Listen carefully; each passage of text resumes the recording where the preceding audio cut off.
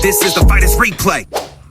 Hey guys, it's the Fighters Replay. Welcome back to MILF Mondays. We have missed all you MILFs. We missed our 3 viewers that we have. And we love you guys. We love you guys so much. And hope to grow the 3 to... a billion. 3 million. 2 trillion. 3 billion.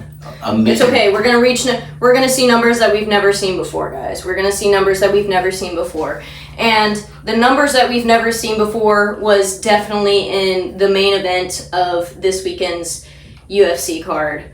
UFC319, Chimaev versus du Plessis.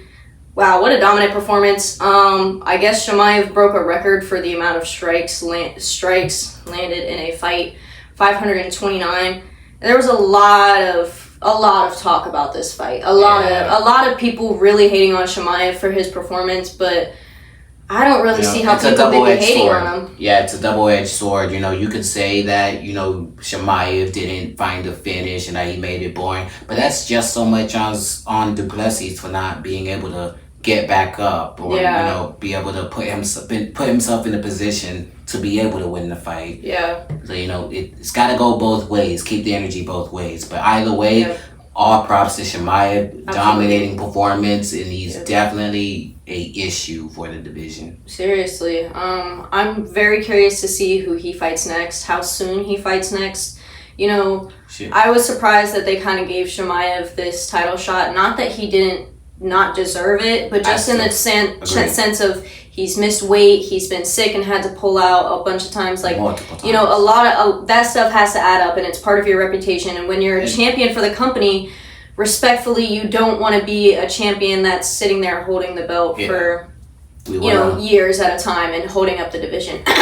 Who would you see? Who would you think would be next for him? I think it would either be. I think a more favorable matchup would be not favorable, but a fun matchup would be Kai Barahalia or RDR. I want either one of those two. 𝕄𝕀𝕃𝔽, I respect 𝕄𝕀𝕃 a lot. I won't be mad if he would get it either. But stylistic wise, I want to see another big dude who can wrestle go in there with. Or not wrestle. I want to see another big dude who can grapple go in there with Chimaev, because I think that is going to provide. I want to see 2 big men grapple with each other, guys. Absolutely. And here's the thing, too. Like, Chimaev is big. Don't get me wrong. But DDP definitely had the size on him. And watching Khamzat just, like, ragdoll him with takedowns. What did he get? Like, 12 takedowns the whole fight? That's insane. Like, that's just...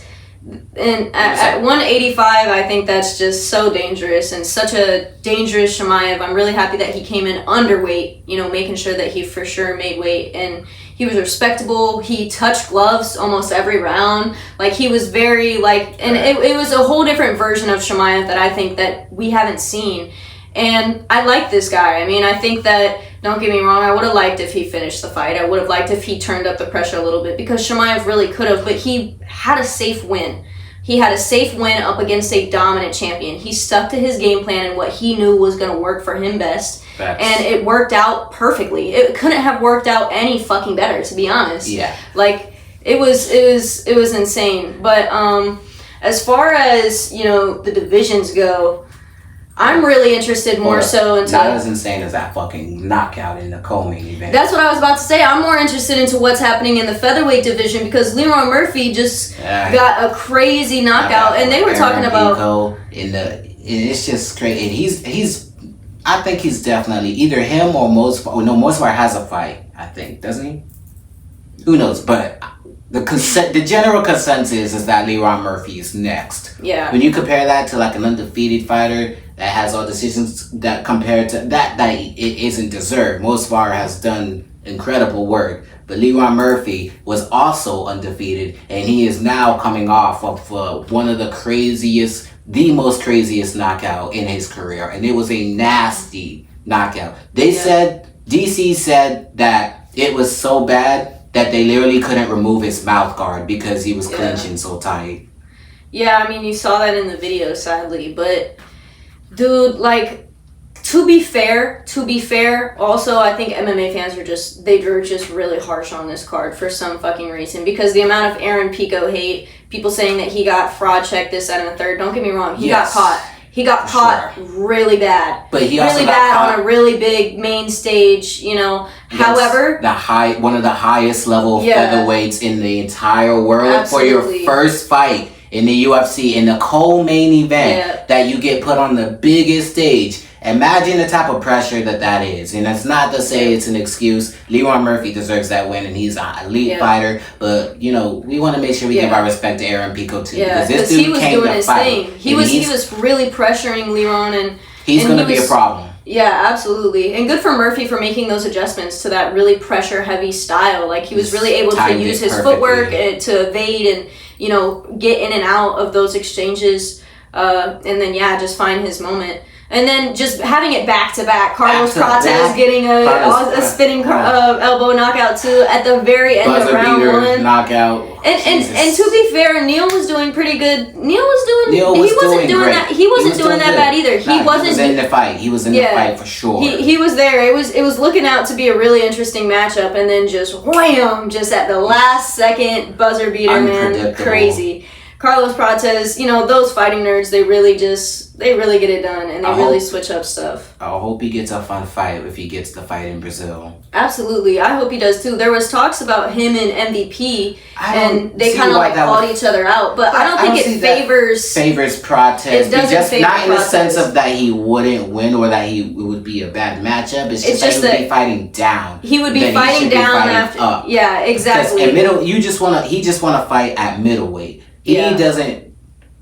MVP needs to like decide on what exactly he's gonna do career-wise, because you can't be. He wants to be like a Kevin Holland and bounce back and forth. You know, he wants to just have that freedom. But he's talking about titles. I like MVP for that guy. Anything comes to that, you need to check. You need to choose one weight class. Yeah, exactly. You need to build yourself in one and. If it's in welterweight, it doesn't favor Prates. And really, Prates moving up and taking a middleweight matchup with MVP just doesn't really make sense for Prates. I mean, don't get me wrong, it's a fun fight. I think it would be really good for his career. Like, they were talking about welterweight. To grow him, but that's what I'm saying. At welterweight, he'd be fighting down. And in middleweight, if Prates wanted to play that same game and go back and forth, or possibly even move up to middleweight, but I don't know why he would. I think he's right where he's supposed to be, and I think he's on the right track. He just needs to keep fighting up and fighting the next contender. He just beat, I think, number 11. Yep. Keep being Prates. Yep. Keep smoking, brother. Keep smoking. Seriously. Best base for MMA. Yep. Smoke. Ex-degenerates are the best fighters. It's crazy. You look at John Jones. You know. Listen, no hate to John Jones, but what the fuck. I am excited to see Tom Aspinall fight, though, again. Like, I do, even though it just happens like that. I mean, it's a really entertaining minute and a half. That's what she said. Yeah. It was very that one's exciting. Gonna be really entertaining though. Yeah, I think he's gonna be fighting Gane at UFC Abu Dhabi, if I'm not mistaken. Yeah, I think so. I hope that Ciryl Gane can make this a fight. It would be really nice to see Tom and Aspinall get tested, and I feel like if Gane could be the one to at least test Aspinall to where we can long enough to where we could truly see where his so we can truly see who Tom Aspinall is as a fighter. Yeah. We know who Tom Aspinall is as a fighter. We know that he's a beast and we know he's a physical problem, but we haven't actually gotten the chance to sit back and really digest his skills because he's never had the opportunity to show it because he's fucking running through everybody. People want to act like Chimaev he's just so fucking good. The way they talk about Chimaev is the way they should be talking about Tom Aspinall, if we're being real here. I mean, it's just in the fact of don't get me wrong, it's so dominant of him to come out and just slam it. However, it's, it only proves that you can do that. It doesn't prove that you can go the distance, how your cardio is holding up, how you do when you're switching up, in between but at the same time, exchanges, but don't get me wrong, he has, he's been on the ground, he's had submissions, he's had knockouts, he's kind of proven himself all over, but just so fast that it's we almost want to see more of that. you know. Yeah. But Gane, I think, is really only going to be able to pressure him up on the feet. I don't know if he could take the. I would like to hope that Gane has been putting in work in his too. grappling game. I really hope so too. It sucks that we never are. I think it should be reason that we all should give up on that Jones Aspinall fight, and it sucks. But we need to move on. But, it's okay because there's our fighters out there that are ready to take on all challengers and all newcomers, even if they are the scariest newcomers. Like Volk, he was ready to take on 𝕽igh𝕀𝕃𝔽. He's ready to take on Leron. Charlie, he was ready to take on 𝕽igh𝕀𝕃𝔽. And guess who else is ready to take on somebody? Liz fucking Carmouche. I'm saying. This weekend, she had the legend herself. Oh my gosh. A fucking insane knockout. Dude, wild. Over Jenna Bishop. Jesus, it was nasty. The ground and pound. Oh yeah, my God. The ground and pound after, man. She solidified it. And she caught out the whole 135-pound division and Dakota 𝕃ove. That's wow. gonna, yes. That's and a healthy Dakota 𝕃ove too. She said I want her to be healthy. And that's just like, that's the type of just sportsmanship. That's just like, I mean, literally championship. I couldn't name more of a definition of a champion than Liz Carmouche. I mean, she just goes from one after the other, and she just keeps, they keep lining them up and she keeps knocking them down. And it's just so crazy to see her just continue to evolve as a fighter. Like, she is just so fucking good. Like, she's truly so good, and her cardio is so, like, it's there. Her pressure, her skill, her, like, it's so obvious. And I'm just so blessed that I get to see this era of her, like, live, and hopefully it goes on and on. But thank you to Bellator and the PFL for truly giving like this woman the respect that she deserves for the pioneer that she is in MMA. And honestly, just respect to PFL and them overall, because it's always great to have other promotions outside of the UFC. If I remember correctly, PFL has an event going on this weekend. Oh yeah, they have Fabian Edwards versus Dalton Rosta. It's gonna be a really good fight. I know Dalton Rosa is like one of the much better elite grapplers in the PFL division. He's got striking too, though. He's got some striking for sure, but I don't think the striking would be able to like compare to Edwards. Hey, bro, who knows? It's kind of an unspoken thing that him and Dakota are kind of a thing now. So maybe he's working on his striking, because Dakota has to be one of the most dangerous strikers across the women's divisions. For sure. Across all platforms, that's a dangerous striker. So hopefully he, can match up, because, Edwards is definitely bringing that kickboxing style for sure. Exactly. But in the co-main event, we have the light heavyweight final too. I just think it's really cool that they do this like tournament style. It forces, not forces, you sign up for it, but like, you can pre-anticipate the matchups, when it's happening. Because instead of like the UFC, where you think one person's gonna fight somebody, and then they come at you with something different. Yeah, like it's all kind of set up, and like you're gonna be in camp for this long, and for this person, you can really start to like set up your camp and let that camp lead into the next camp. And it gives fighters opportunities to fight, consistently and often. And that's something that honestly PFL really needs to like buckle down on, because the tournament is a good style, but there's only so many people in the tournament, and it's single elimination. So if you lose one time, you're not fighting for the rest of the year. So it's like, that kind of sucks if, because fighters gotta make money, Fighters gotta make money. Shout out to Muhammad Ali's grandson, Biago Ali Walsh. He had an amazing knockout in his MMA fight this weekend too. Amazing performance from the dude. So I just want to give a quick shout out to him. Hey, shit, who else had a good performance? Tim Elliott. Bro, he was on one, dude. He was on one. From the walkout, you just knew that dude was ready for it. Shout out to him. Also, some other, I want to get into some fights that have recently been announced. For the BKFC, Jeremy Stevens is going to be taking on the King of Violence, Mike Perry. That one's going to be a banger. Insane. You guys know bare knuckle boxing is just like high intense. If you love knockouts, you love violence, bare knuckles for you. Hell, Absolutely. in one championship, Dennis Pirik versus Takeru was recently announced. Ooh, and then in a kickboxing matchup. For a kickboxing matchup. I wish it was Muay Thai, but I am just no, as happy with kickboxing too. I'm not upset with that at all. I think Dennis bit. Pirik is like one of the best kickboxers out there, and you know Takeru is definitely up there too. But I think the kickboxing matchup is going to be just so entertaining. One Championship always knows how to put on some great fights, and without the clinch, you know, it's just going to be straight non-stop action.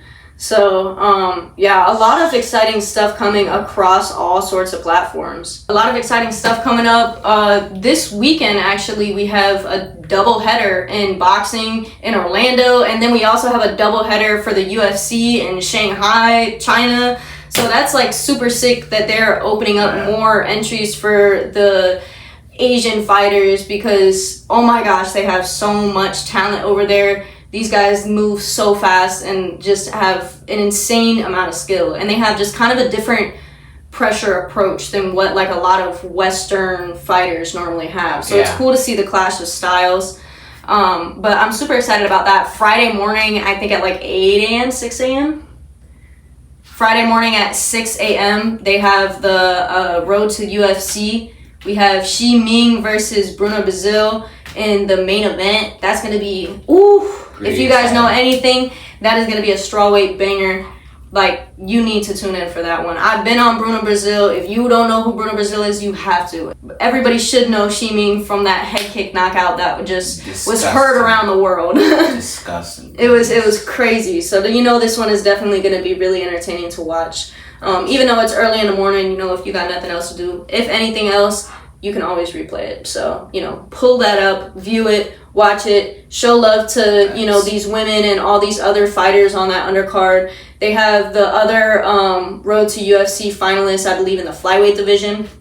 That one guy, I can't pronounce his name. I really do give up, but he's really entertaining. I do remember him being entertaining. But yeah, and then the next day we have the UFC Shanghai China card with Johnny Walker and Zhang Mingyang.